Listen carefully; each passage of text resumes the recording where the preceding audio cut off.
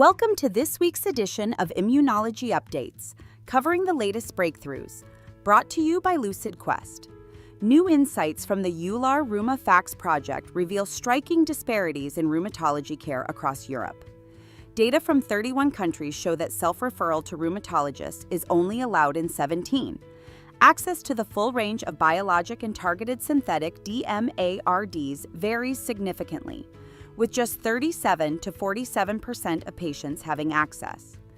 Non-pharmacologic supports such as physiotherapy and psychological care remain limited across many regions.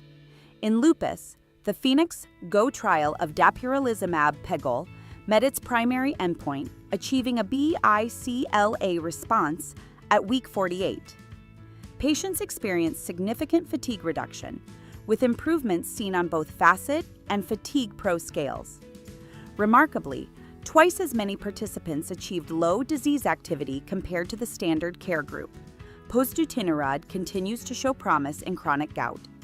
18-month data demonstrates sustained reductions in serum uric acid levels and resolution of TOFI. The therapy was well tolerated, with no renal or hepatic concerns. Phase 3 trials are ongoing and fully enrolled. In psoriatic arthritis, Bimzelx has shown 3-year durability. Over 60% of patients maintained complete skin clearance, with sustained joint symptom relief and strong results in both BDMARD naive and TNF inhibitor inadequate responders. Sotyktu demonstrated significant benefits over placebo in a recent psoriatic arthritis trial. ACR20 response rates reached 54.2%, compared to 34.1% for placebo at week 16. Benefits were maintained through 1 year, with a favorable safety profile and no new signals reported. Bimzelx, also known as TREMFYA, significantly slowed structural joint damage at week 24 in psoriatic arthritis. It also improved both joint and skin outcomes, marking it as the first interleukin-23 inhibitor to demonstrate this effect. The Global Healthy Living Foundation has launched 2 new digital tools to support arthritis patients. OA Compass helps guide decision-making for knee osteoarthritis, while Rheum Assessment enables real-time symptom sharing. Both tools have shown high patient engagement and willingness to share data. SciBase and Castle Biosciences have announced a partnership to develop a flare predictor for atopic dermatitis. The project aims to detect flares before symptoms arise using Nevisense technology, targeting both European and U.S. markets. Castle will become a major shareholder in SciBase. Dupilumab continues to demonstrate strong results in patients with skin of color affected by atopic dermatitis. At 24 weeks, 76% achieved an EASI-75 response. Improvements were also noted in pigmentation intensity and skin dryness, with no serious adverse events reported. Nemolizumab has received a positive funding recommendation from NICE for use in moderate to severe atopic dermatitis in the NHS. Rapid itch relief was observed as early as week 1.